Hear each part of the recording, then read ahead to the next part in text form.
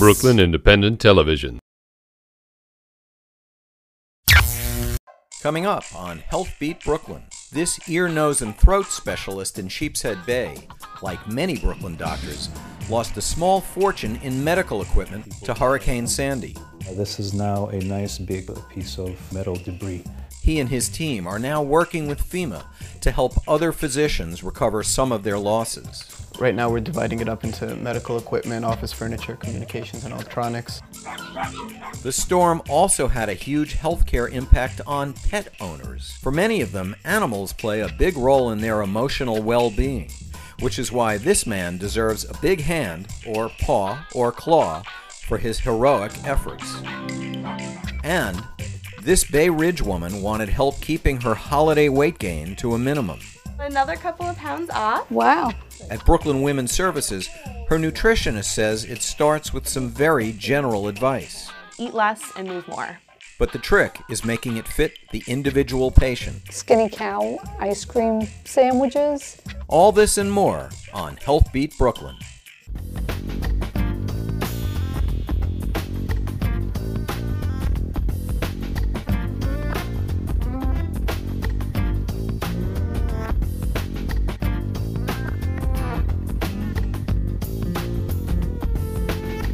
Welcome to Healthbeat Brooklyn on Brooklyn Independent Television. I'm Dr. Monica Sweeney.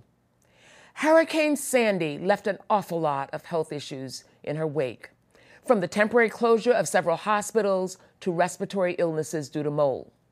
Just as thousands of homeowners lost cars and appliances, many doctors in private practice lost crucial pieces of equipment worth many thousands of dollars.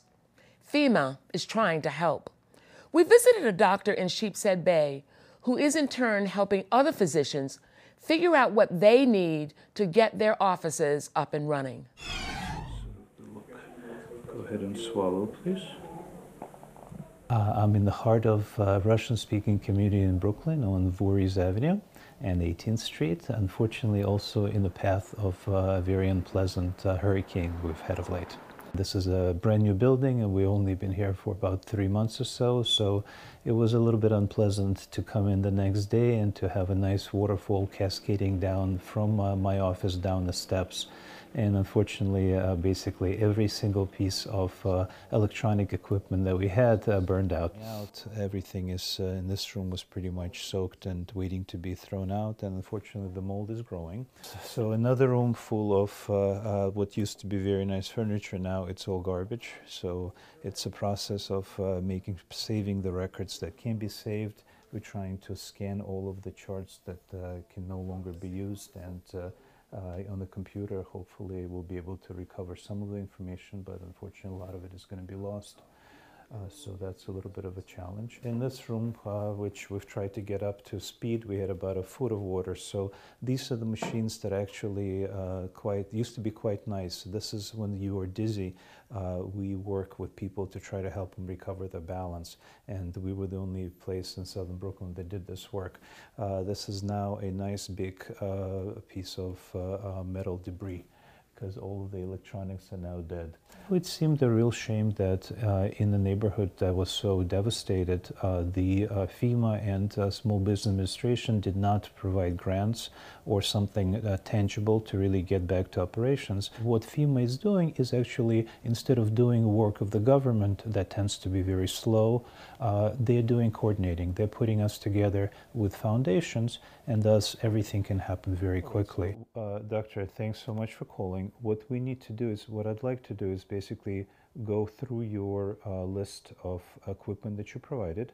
I want to make sure that this is what you want us to get for you. So at this point, my job is to try to assemble a list of people who are affected, get the list of the equipment that they lost, and actually even UPS is going to help to deliver these equipment free of charge. So right now what we're trying to do is put together kind of a categorized database of all the offices that are contacting us with what they need. Right now we're dividing it up into medical equipment, office furniture, communications, and electronics, then giving subdivisions under medical equipment of cardiology, ophthalmology, and whatever offices contact us. And right now we just want to make a categorized database to make it easier to provide aid matrix with a list that they could find matches to. And Aid Matrix works with FEMA and other corporate sponsors, where on the New York City portal, they put up what they have available, what we need, and then it just makes it a lot easier to make matches on what the needs are. So actually the process of getting the word out turns out to be more difficult than we thought. We actually want to try to reach the people who are the most affected. So if you had an office, you're going to be totally flooded out. You have no phones, you have no faxes. So that's been actually the most challenging thing over the past few weeks. So we're relying on social media, relying on public officials to try to get the word out through their sources. I had some radio ads to try to get the patients to go to their doctors and try to tell them about what's going on. So it's new to us, and so it's not easy, but now it looks like the snowball is starting to roll a little bit and people are hearing about the project. EKG and cardiology equipment. So what I'd like to find out is how many machines, what were the names of the machines so that we can set the category. We have a couple of dozen signed up so far. I imagine it's going to maybe we'll double that amount by the end.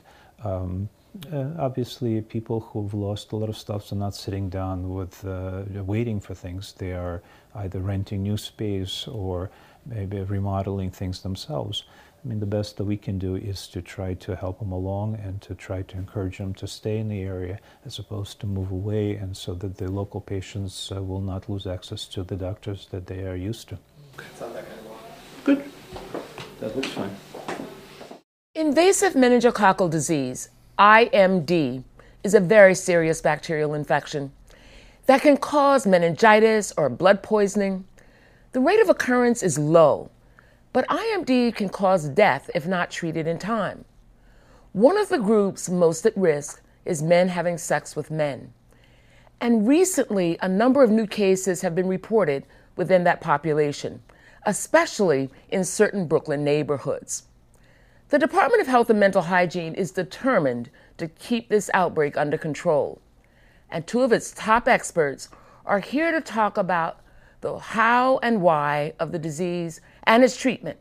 Dr. Don Weiss is the Director of Surveillance for the department's Bureau of Communicable Disease, and Dr. Aletha Maybank is the Assistant Commissioner for the Brooklyn District Public Health Office. Thank you both for being here. Now, I have to, first question is, may I call you what I call you when I see you in the hall at work? Absolutely. Okay, Aletha, Don, okay. So first, could you start by telling us what's going on? Sure. You know, when people think of an epidemic, you know, they think of something like SARS or swine flu, you know, hundreds of thousands of cases across the globe. But the number of cases we have now are much more than we would expect. We might expect, you know, one case in a man who has sex with men, and we're, you know, many times that, 20 times that now. So anytime you have something that is far more cases than you would expect, that's your definition of an epidemic. Yes. Right. When did this epidemic start? Well, we're tracing it back about 2 years, but it's really intensified over the last 4 or 5 months. And when you say certain populations, could you explain who the certain population, MSM, anything else make you at risk? Oh, HIV positive, and that may be either through the immune system being in decline or from particular exposures by behaviors. Now, this is a disease that normally affects the extremes of age, very young children and older adults, but we're seeing it in the prime of life, those individuals between the age of 20 and 50. So that's really why we're trying to get a message out that there's something they can do. The other point is that where does meningococcal Neisseria meningitis come from? Where do they get it? Yeah, so it's a family of bacteria that live in the oropharynx, in the nose and the throat. And most of the strains don't harm you, but there's a small group of strains that can invade. And that's what we're seeing, is that there's people that have this, they're transmitted to people who are susceptible, and those are the people that are getting sick. Hence the name invasive meningococcal disease. Now, we say certain neighborhoods in Brooklyn are experiencing this epidemic. Where are they? Well, most of the neighborhoods are in North and Central Brooklyn. So just to name a few, and there are about 8 or so neighborhoods, but there's Bed-Stuy, Brownsville, Bushwick, East New York, Crown Heights, Dumbo, downtown Brooklyn. I think that should cover it. And we have the list on our website. but we are having a lot of outreach and a lot of focus in those areas. And I do want to add, we're also focusing on men that we know have had intimate contact, which you can explain a little bit more, Don, but intimate contact at an online website or using a digital application, as well as going to a bar. When you mentioned that people who had been online are at increased risk, could you clarify what that means exactly? Sure. So there are many social networking sites and ways that people hook up and meet via an online vehicle, and also via a digital application vehicle. So those apps that we can download, there are many ways that people can hook up in that way, and they're at greater risk. So intimate contact is something we definitely have to explain. How do people transmit it person to person? Right, so it's a respiratory disease, so it's coming from the mouth in droplets. So that could be kissing, it could be sharing a cigarette or food together. It also can happen if you're in the prolonged space. So if you're sitting in a car with someone doing a cross-country travel, just breathing that same air for that many hours could put you exposed. So when you're exposed, or you find out that somebody you were with has the disease, what do you do? Well, at that point, we would offer you antibiotics, and then you take a single dose of antibiotics, and it'll get the organism rid from your oropharynx. But the individuals that we're describing that are at risk, men who are having sex with men, meeting men online or at websites, they should get the vaccine, because there is a vaccine available to prevent this disease. So how have you been getting the word out in these communities in specific and in general? What has been going on? Many different levels of approach. So we have been releasing press releases. We did one back, I believe, in September, and now we did another one at the end of November.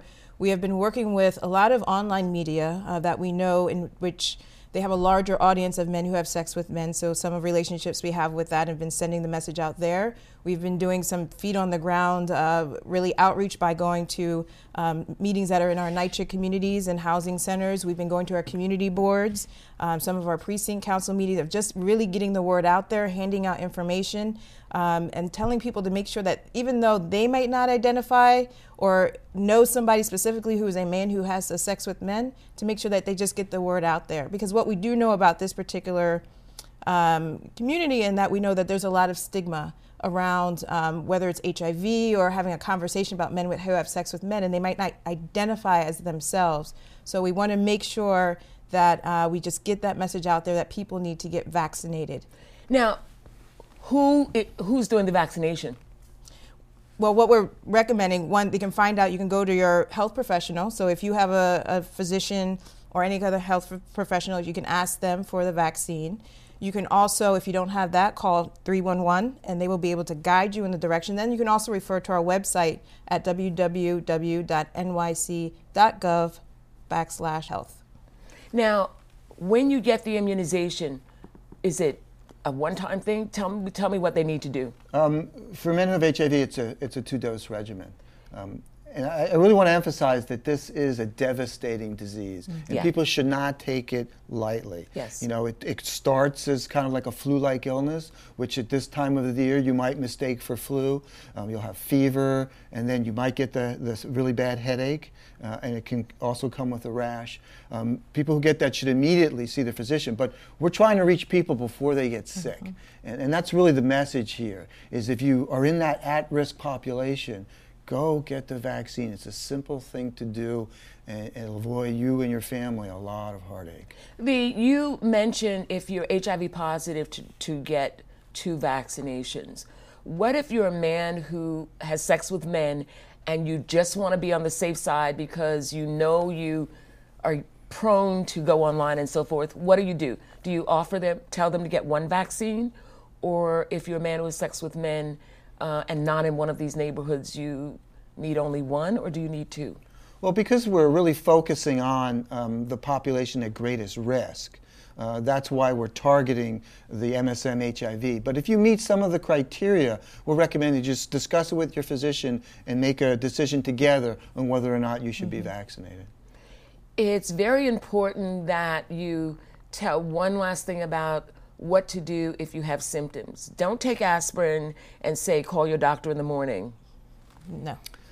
Yeah, you know, there's lots of very sad stories that we hear in investigating these cases. There was a case not that long ago of a young man in the prime of life who thought he would ride through those symptoms. And he was unfortunately found dead at home. So if you're having fever, and he was already recognized this was the worst illness he had ever had. He had talked to friends about that. So, you know, if you're really that sick, even before you get there, I think you need to seek medical care. At least speak to a physician, and they can advise you whether or not you need to come in or maybe go to the emergency department. Like I said, it's a devastating disease. You don't want to mess around with it. The death rate is very high once you have it. Yes, you know, normally death rates are way below 1%. This disease is almost 20% of those who get it die. So that's really high. We're going to leave it at that. The message is get yourself to your primary care doctor. If you don't have one, call 311 or go on the website. Thank you both very much for being here. You're welcome, Monica. Christmas, Hanukkah, Kwanzaa, and New Year's have come and gone.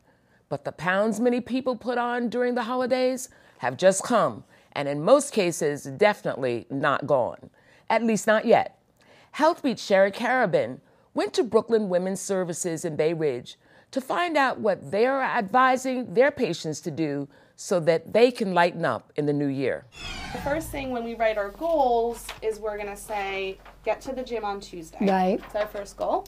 I was getting heavier and heavier, and as you get older, you don't move around as much. So I figured, let me go see what good food is to eat. 68-year-old Bay Ridge resident Linda Dumais is on a mission to drop those unwanted pounds. It's a goal many people have, especially after the holidays. But in her case, she got a jump start, beginning a little before Thanksgiving. Another couple of pounds off. Wow. So what is our total weight loss now? What did I lose? 3? Yes, another 3. 5 pounds So in a month. 5 pounds total In a since month. we started. That's a month great. ago. I know, that's wonderful. Congratulations. Encouraging results, but she didn't do it on her own. She's been working with this registered dietitian at Brooklyn Women's Services in Bay Ridge, who gave her some important tips. The best thing is to write things down, everything I eat each day, breakfast, lunch, and dinner, and then she tells me the foods that I should eat. And she gives me a paper that shows you a plate and what should be on one side, all vegetables and salad, and then protein and carbs. What kind of soup here? That was chicken with rice. Okay, that's fine. Cottage cheese, good. So a lot of cottage cheese, which is fine. I love the cottage cheese. Yeah, I know. Linda has also begun exercising. Twice a week, she walks from her 92nd Street home to Fort Hamilton High School at 83rd Street and Shore Road, where she handles clerical duties in the guidance office. On this day, she decided to take a stroll around the school's track. She has been struggling with, weight gain, midlife, and she wanted to come before the holiday season started, which I thought was great because I don't think just because it's the holidays that we shouldn't start a diet plan, that we should start till New Year's. Start now, because the holidays are going to come every year and they're always going to be a challenge. So it is good to just kind of face it head on. I started with her before Thanksgiving, but I really was good. I didn't eat any desserts at Thanksgiving. I just had my regular meal and I portioned it. And the same, I went to my Christmas party and I had the fish and I gave my potato croquette to someone, and then I didn't eat the cheesecake. Linda's resolve is even more impressive when you consider that while she's been dropping pounds, many people have been packing them on. How much does the average person gain from Thanksgiving to New Year's? Originally, it was thought that people gain between 7 to 10 pounds, and now studies are showing that it's only about 1 pound.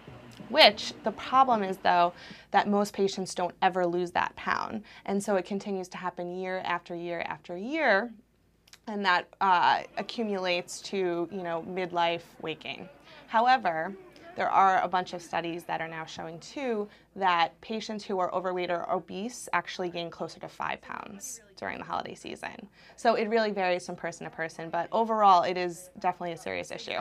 By now, many people are trying to take off that holiday weight, but the question is how to do it. There are a lot of diet plans out there that offer one-stop shopping for weight loss, so to speak. Is this a misnomer? Is there really one plan that will work for everyone? It's really different for everyone. What works for one person doesn't always work for the next, but we have to figure out the best way to get that person to eat less and move more. all of nutrition advice can really be summed up in those couple of words. And it's really just, my job is really to strategize and figure out with each individual person the best way to do that.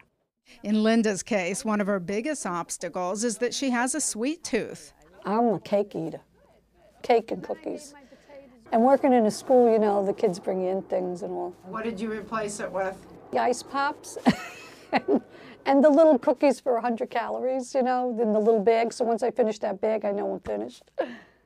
Instead of cutting up cake. Trying to swap some of those cookies and popsicles at night with for a that piece of fruit, yeah. It doesn't have to be every day. An apple. Right, yeah. an apple or even a banana, that's fine. Right. I don't think any food is really the evil, it's really how much of it are you eating.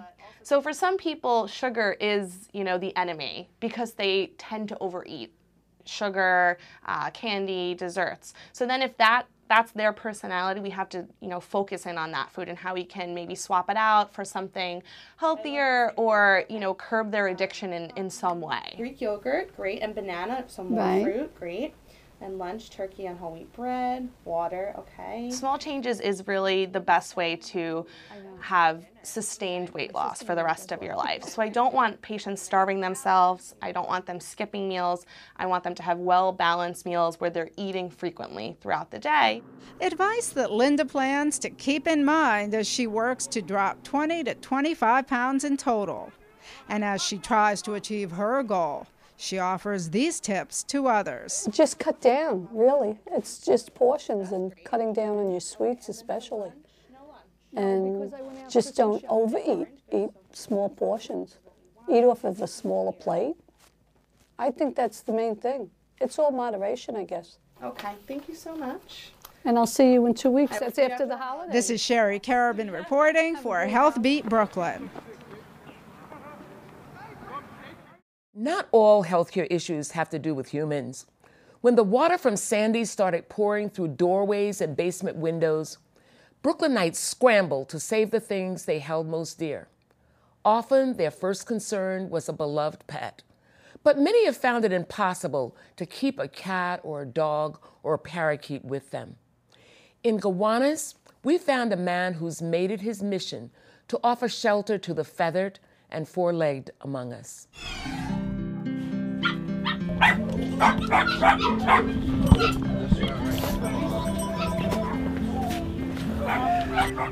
Rescue.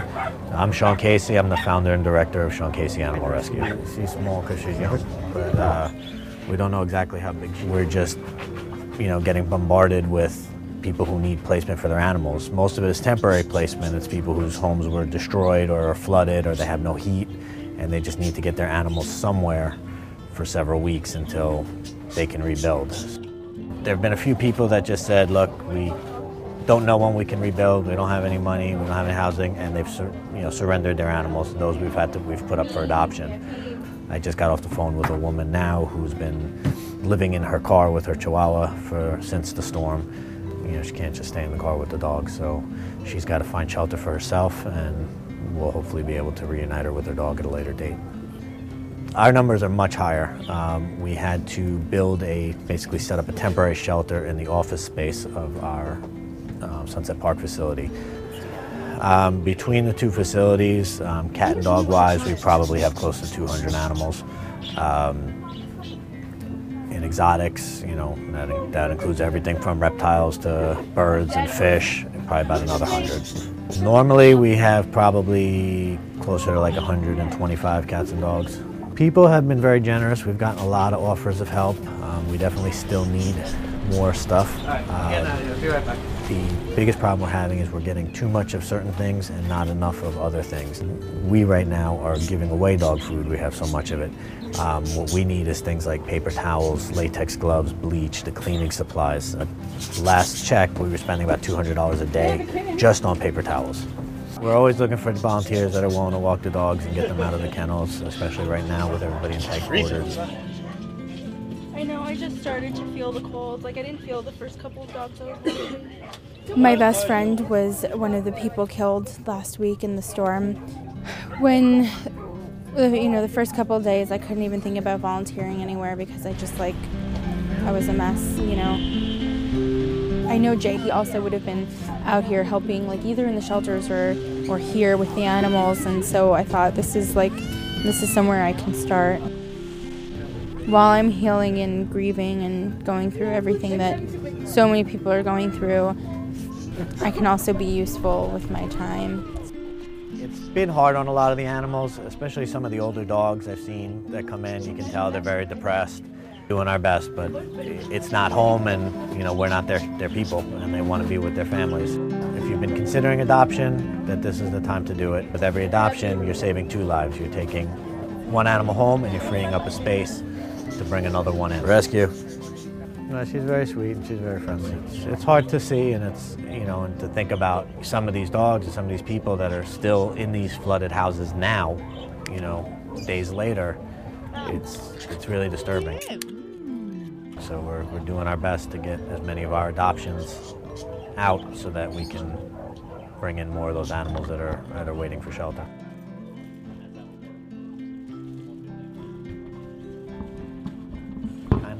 I'm forced to put my blinders on right now, and I'll probably look back at this and be more emotional about it than I am right now. At the moment I know that I have a job to do and that my staff is ready to pitch in and do as much as we can to help these animals in the city recover from what's happened. This is the work we do it because we love it, and I mean we've kind of always been the underdog, and we always look for places that are being overlooked, and that's where we try to step in and do as much as we can.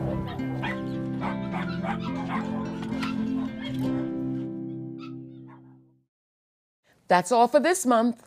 To watch any of these segments again and to see all of our past Healthbeat stories, go to brickartsmedia.org/BIT and then click on Healthbeat Brooklyn.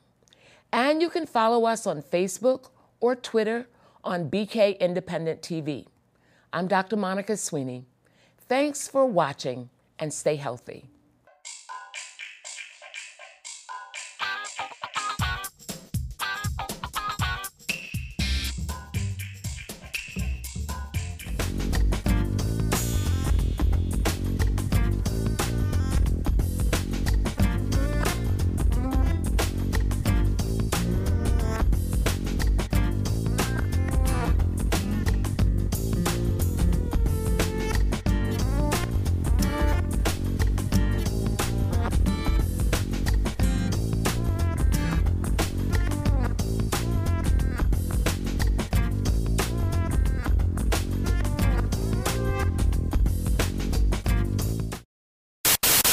Watch this and other Brooklyn Independent Television episodes online at brickartsmedia.org/BIT.